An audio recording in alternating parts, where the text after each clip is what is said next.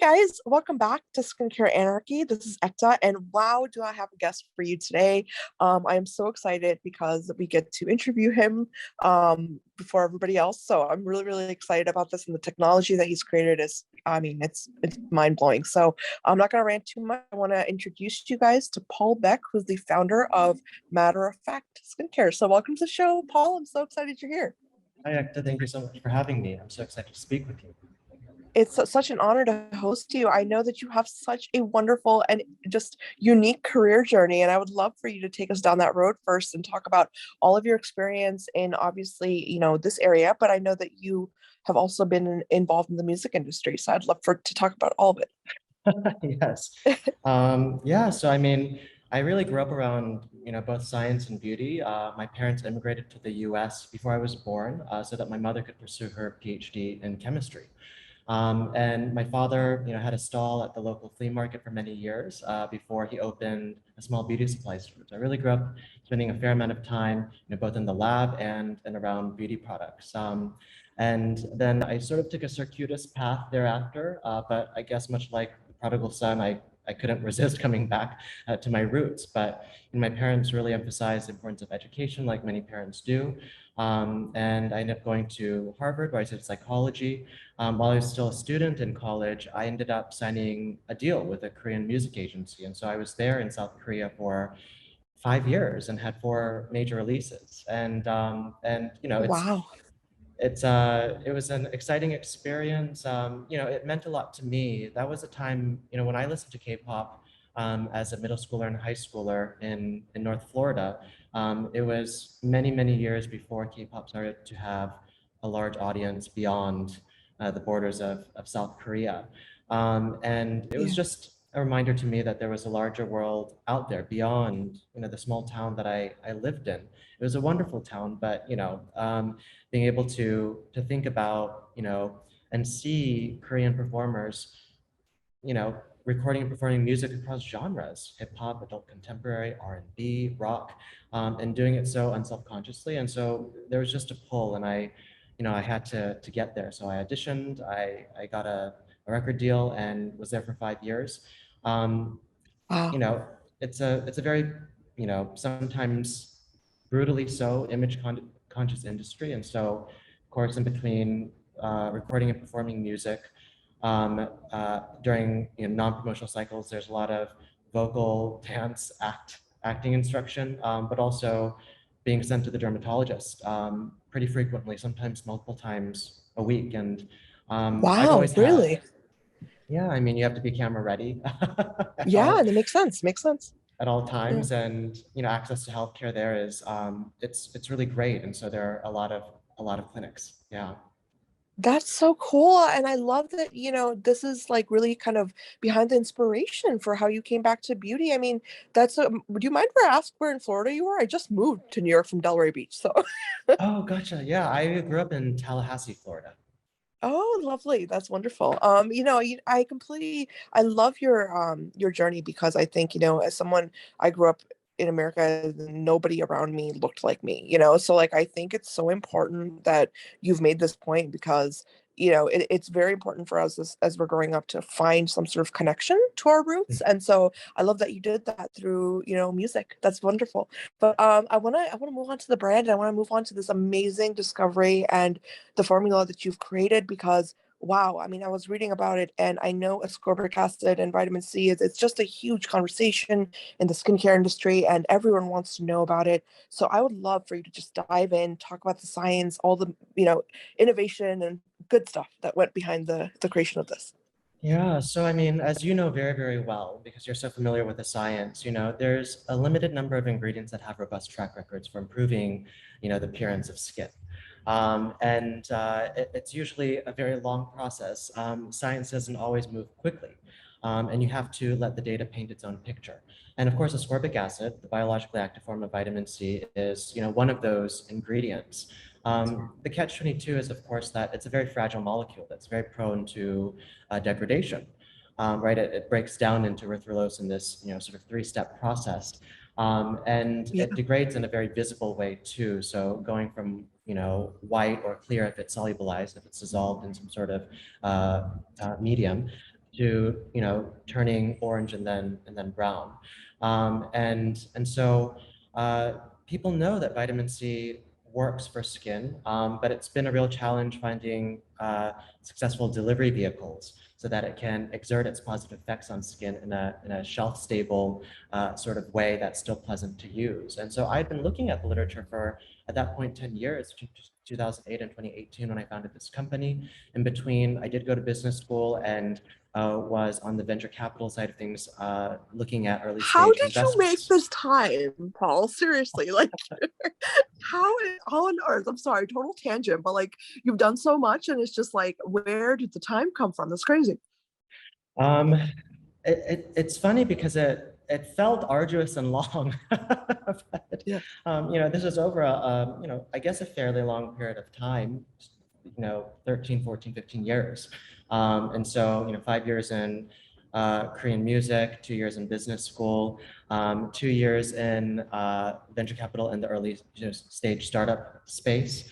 And so to me, I guess we can't help but try to put together different parts of our experiences and lives, yeah, and yeah, I just saw that, the landscape in skincare had been changing for quite some time. Consumers were really curious about and hungry to understand the science of skincare. And it's become increasingly so over time. And then I also just observed that there wasn't a whole lot of new technologies coming into the market for topical skincare. And that wasn't always the case. We have some wonderful, wonderful tools in clinical skincare, many of it, developed in the 80s, the 90s, early 2000s, yeah, by, some iconic, titans of industry. But then sort of, 2000, mid 2000, early aughts, and especially after 2008, after the financial crisis, things just changed. A lot of the R&D started getting outsourced, even with, larger corporations, and you start seeing many products become more similar across the market.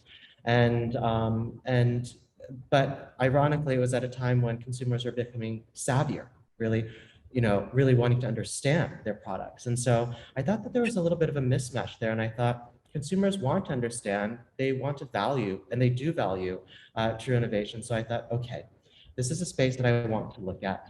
Vitamin C has sort of overtaken almost all other ingredient categories. And we know that consumers are now shopping, more by ingredients, once upon a time by brand, then by skincare concern, and now increasingly by ingredient. And so I thought, yeah, this is an interesting puzzle to try to solve. And, I thought of it in three clear buckets, with delivering ascorbic acid, delivering vitamin C to skin. So first and foremost, stability is the issue that, formulators think about a lot. yeah. Um, Especially with vitamin C. Yeah, Yes, and so is there going to be, a meaningful amount of vitamin C left in the product by the time the consumer purchases it and then starts using it and finishes the bottle? And oftentimes people complain about they can see the product really dramatically shift in color before they finish a bottle.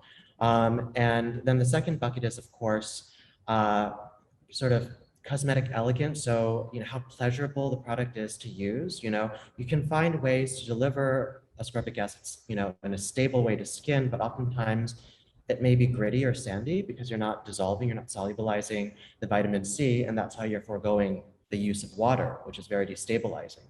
And then that yeah, third yeah, bucket was potency, right? So total concentration. And so thinking about sort of the sweet spot, and we know that 10 to 20% concentration is supported by the scientific literature in improving the appearance of discolorations on skin, improving the appearance of fine lines and wrinkles on skin, but also that anecdotally from consumers, it's the concentration sort of, and especially that 15 to 20% range where consumers see results quickly enough that they're elated with the results, right? It keeps them, mm, excited about using the product. And looking at those three buckets, all of the options on the market, I felt that existing technologies ask consumers to make at least one sacrifice, choose two out of three. So I thought there must be a way to be able to check off all of those, boxes, to fill all of those buckets. And so yeah, that's sort of where I started. And I thought, then is there a way that you can use waterless solvent systems, um, substances other than water to dissolve meaningful amounts of ascorbic acid, of vitamin C, ideally in that 15 to 20% range.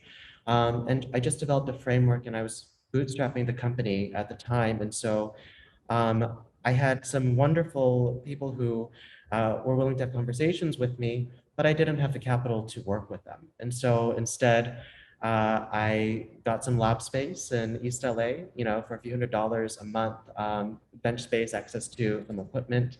I had to purchase some of my own equipment, an overhead stir, homogenizer, some magnetic stirrers with hot plates, etc. And incorporate the company so that I had access to raw materials samples to work with. And then within actually, the first few months, we had a first breakthrough. And that's the Wow. technology that will be in this, vitamin C serum. That is one of two products that we're launching with. Wow, that is so cool, Paul. I love that you were like, you know what? I just went to a lab and I did it by myself and I did it like first. And this is the kind of spirit, and this is why I created this podcast, is this idea of put science first, and just do it and figure it out. I mean, and this is so phenomenal to me. And do you mind me asking, like, what was the first discovery? What was the first big breakthrough that you saw? Yeah, so I was looking at, all of the obvious things that very, very smart, accomplished cosmetic chemists and formulators have thought of. When you think of solvents like water, for example, you're thinking of something that's liquid at room temperature that can dissolve something that's solid at room temperature, such as vitamin C, such as ascorbic acid. Um, Yeah, for me, I was pretty sure that all combinations of, sort of the kinds of solvents that we would use in skincare that we know are safe on skin probably had been used in all manner of, different permutations and combinations. And so I thought, well, a solvent system, in totality, as long as in totality it's liquid at room temperature, then not all of the components in it have to be liquid separately, individually at room yeah, temperature, as long yeah, as in totality they are. And it's not an immediately intuitive way of thinking. So if you, I know that you sometimes use cooking analogies on your yeah, show. And so when you're thinking about, creating a brine, for a turkey, for example, and you're wanting to put some sugar and you're wanting to put some salt in it. And so logic would dictate the more sugar you put into that water, the less capacity it will have to dissolve any additional salt that you put into it, right? yeah, yeah, But chemically speaking, there may be crystalline substances that you put into a liquid, solvent such as water, that increases its capacity to dissolve certain other ingredients, such as vitamin C. And so that was sort of the eureka moment, and how the first technology, and then quickly, sort of our growing portfolio of IP started, growing as that sort of first eureka moment, and then a domino effect. And so that was sort of the logic behind how I approached solving the puzzle.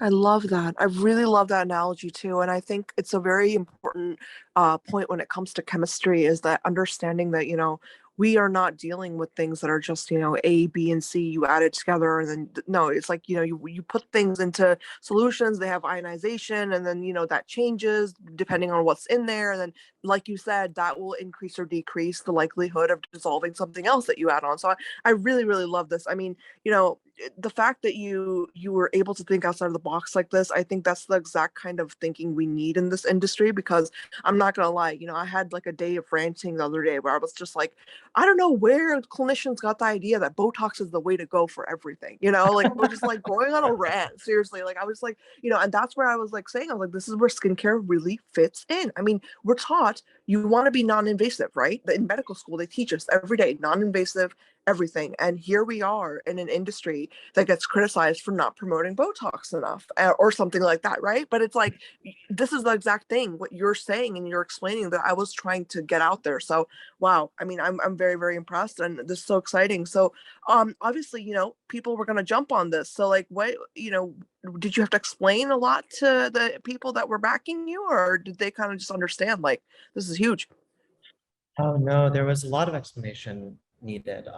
Beauty Yeah. is a space where, I think a lot of people assume that there isn't very much science going on. And sometimes that is the case, right? Not every Yeah. brand is going to optimize for efficacy, and nor should every brand, right? There's room for all kinds of brands in the market, for all kinds of consumers. But when you're making claims about improving the appearance of skin, ideally, right, you want to have uh, at least some clinical data that's pointing to the claims being substantiated. And Yeah. I, being very nerdy, I love allowing the data to paint a picture. And so, talking to folks, it was, well, why vitamin C? Why are you optimizing a delivery system for vitamin C? Why wouldn't you look at, trying to discover the next ingredient and so on and so forth? And I just thought there are companies and there are founders that will be passionate and wonderful at doing that. But for me, my preference is for working with ingredients that have robust track records in the scientific Yeah. literature.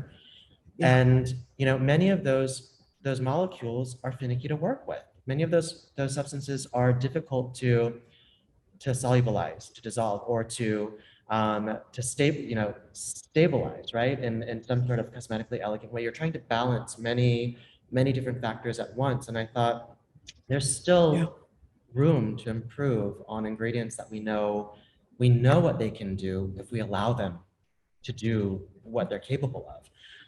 And Yeah. so, educating, some of our investors about, because they would say, well, I use a vitamin C product and, it claims to be stable, X, Y, and Z. And, the product would be a wonderful product, but it would be a vitamin C derivative, which strictly speaking is not It's vitamin not the same C. thing. Yeah, it's not. Right. And that's not how our body utilizes it either, which is an excellent point that you made. Like, and also, I just want to say, from my own understanding, is that vitamin C has so many untapped potential, like so much untapped potential in normal human physiology. Like, and when it comes to the antioxidant effects, when it comes to, obviously we know it's involved in collagen synthesis. We know that it's involved in, like if you don't have enough vitamin C, you get scurvy. You know what I mean? That kind of thing. So like, we know there's a lot of potential here, but to be able to create a delivery system where your body can utilize it more efficiently, and we don't know what benefits it'll lead to. So I think that the real spirit of this needs to be understood, that it's more than just topical skincare. Sometimes it's by understanding these different mechanisms that we can then move on to next steps and find, you know what Exactly. I mean, like what's next after vitamin C. And that ingredient, like you said, like we can't make data happen unless we see what the next step is by making the first step, perfecting the first step. So I think that's what you're doing here, is really perfecting this, and so we can go on and figure out, hey, what's the next step with vitamin C. So I love it. I think this is so phenomenal. um and I want to move on. I want to actually shift the focus a little bit, like in terms of like, creating a skincare line. I know we don't see a lot of men representing, skincare in this space, and it really always disheartens me. So I really want to get your take on that, like the idea of really making, the male consumer more, just vigilant, and I guess more open to the idea of this is health that we're talking about. We're not talking about makeup, and we're not talking about like aesthetics. It's really about health. So any advice you have, anything that's been in your mind about that whole topic? Yeah, I mean, skin is skin. Yeah. On average, you may see, some differences in biological males and biological females, in average amounts of, oiliness, for example, but there's an incredible amount of overlap. And that sort of data on average doesn't tell you much about your own experiment of N equals one. People are just trying to find products and routines that are going to work for their skin and their skin concerns. And in that sense, Yeah. skincare, I don't think needs to be particularly gendered. When we're talking about skin health and best practices, those are things that everyone can benefit from. So protecting skin from sun exposure, for example, I don't think is something that, is going to differ, that the benefit is not going to differ between men and women or males and females, or right. It e- doesn't, exactly. Yeah. Yeah. that it doesn't quite matter, but I do think that it can be intimidating for some men to, um, if they don't know where to start and they don't know where to look for advice. I think that's changed a lot over the past, 10, 15 years or so. And with, large online communities discussing skincare, and especially the science of skincare, I think sometimes approaching it in a sort of more quote unquote scientific way is one way in which some men feel more comfortable Yeah. approaching skincare. It's like, well, I'm not making just a frivolous, decision. I did my research, and you see that a lot in some other industries. So when we think about other industries where there's an overlap between health and appearance, well, fitness is a perfect example of that. Yeah. And a lot of people are exercising, doing resistance training in order to improve or change their physical appearance, but it makes them feel more comfortable, or I guess less uncomfortable about it by saying it in terms of, well, how many reps per workout, how many reps per set, how many sets per week? What does the science say about maximizing hypertrophy, which is the term that they use to signify muscle growth, right? So it Yeah. sounds very quantitative and very scientific. Skincare can be approached in the same kind of way, and I think for many people, regardless of gender, actually, they are approaching it in a more scientific way. And I think that's led more people to, more men to feel comfortable with skincare. And then this line, of course, is for anyone interested in improving their skin health and skin concerns. And so I hope that more men are comfortable with purchasing skincare and taking care of their skin health. Absolutely. I love that. I love that you really, kind of clarified that the whole science aspect because I completely agree with you. I think, the more, I guess, fact-based we can make something, the easier it is to get on board. So I completely agree. One of my biggest questions with skincare that I often get is the whole idea of figuring out what comes first, how to layer your skincare, how do products really kind of combine together. So what was, did you keep this in mind when you were creating this technology and this, in this whole scenario of like, when would you want the consumer to put on the product that you've created with the vitamin C in it? Like, as would that be the first step, or would that be like, how would that work? Yeah, this is something that I think a lot of, I call them skin intellectual consumers, think a lot about. There haven't been a lot of, good empirical studies on, the effects of applying products in different orders. And the very few that I've seen seem to demonstrate that it doesn't actually end up making that big of a difference. But of course, they didn't test every single combination for mutations. So it's just one data point, so Yeah. with a grain of salt. But for us, we're releasing two products, a serum and a cream. And the cream is, I'd say it's bouncy, but it's not a heavy sort of texture, right? It took probably actually more iterations of the cream than the serum to get right because of the sensorial aspects of the product and just having to have so many um, prototypes before it was right.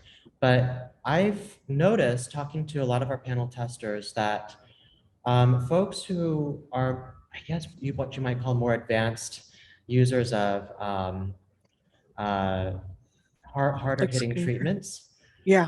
Yeah. who are used to sort of, a tingle or a bit of a warming sensation, so on and so forth, like to use the serum on a freshly washed, still slightly damp face. And you don't need very much product. You can apply it sparingly and using the vitamin C serum immediately because the sensation that they get from the product, it makes them feel like it's more effective. However, in one of the clinical studies, we did a 12-week regimen study with both products together. We designed it and asked subjects to apply the cream first and then to apply the serum on Okay. top. Because I think that's sensorially speaking, a gentler approach. People perceive it to be gentler on skin. And we had statistically significant improvements in, almost all the measures of photoaging that we measured in both clinician grading and by instrumentation. And then Wow. of course some very nice before and afters as well that we're sharing with consumers, of course. And so that was an indication to me that the gentle approach, the gentle feeling approach, doesn't come at the cost of efficacy. And Yeah. so I'd say, you do you can use it in either order. And most people will probably end up having a preference for one or the other, depending on how sensitive they perceive their skin to be. I love that. And I actually want to ask you, what made you want to come out with two products at once rather than just like a serum? Because that's what most people do with vitamin C. I'm just asking because you always see vitamin C in a serum, you know. So, yeah, Yeah, I mean, I was working concurrently in the lab on so many products, and my spreadsheet probably, there's an entire graveyard of products that I developed and then thought, I'm not sure, either let me put a pause on that. It either didn't perform as I wanted it to, or it performed wonderfully, but I didn't think that it was something that the market needed, that it was doing yeah. something particularly better than what was on the market. But these two products, I felt that they performed wonderfully together. And then, of course, in our process of clinical studies, collecting clinical data, we made sure to see if that was the case as well. So testing in a double-blinded, negative controlled, randomized study, the vitamin C by itself, and then doing a hydration study on the cream by itself, and then doing a regimen study with the two products in tandem to see if there was potentially some sort of synergistic effect. And that is in fact what we saw. And so Wow. letting again the data paint the picture and compelling us to release the two products together because they seem to perform better together. Yeah, that's really interesting that there was a synergistic effect. That's really, really very interesting to me because I think we need more data like that in general in the skincare space because, people, like I said, love talking about layering and they love talking about the use of multiple products, but nobody wants to study, like a routine. So that it's very cool that you've done that. I really, for me, I think the biggest question always comes up is like, what is this new product going to do in terms of scientific advancement for this specific area? And I'm very curious to see how people, not just consumers but scientists, respond to this amazing work that you've done. Because for me, I'm automatically intrigued, and it makes me want to go into a lab and see all the different ways that we can utilize it in more ways. Not just like just topical application, but especially with things like hyperpigmentation, which is a massive problem. And I know I'm a woman of color, so I have that problem. It's a huge skin concern of mine. So I'm very, very interested to see how this would play out in different scenarios. And get the feedback of dermatologists. So I'm Yes. excited. Is what I'm trying to say. I'm excited to see the response you get after the launch. Yes, it's so important to collect data. And one thing that you brought up was, right, as a person of color, Yeah. right, hyperpigmentation, photoaging manifests first as discolorations on skin for, Fitzpatrick types, probably 3 through 6, right? Yeah. And so for more than half of the world's population, hyperpigmentation surfaces, before wrinkling. And currently a lot of the gold standard skin lightening or skin brightening technologies and ingredients that we have on the market, such as hydroquinone, have been really extensively studied in fair skin types, phototypes, 1 through 2, 1 through 3. Yeah. And we know from the literature that there's a higher incidence of off-target effects, so side effects, unintended consequences that we don't want in